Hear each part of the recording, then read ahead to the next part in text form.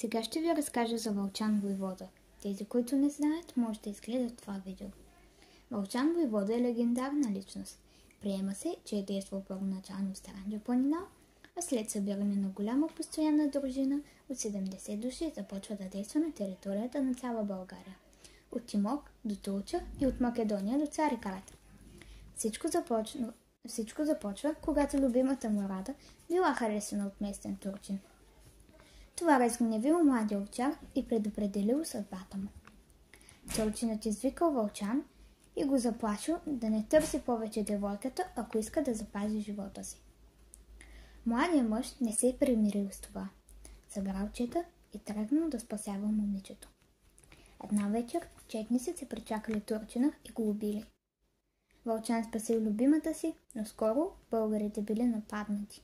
Последвало сражение, в което Рада загинала.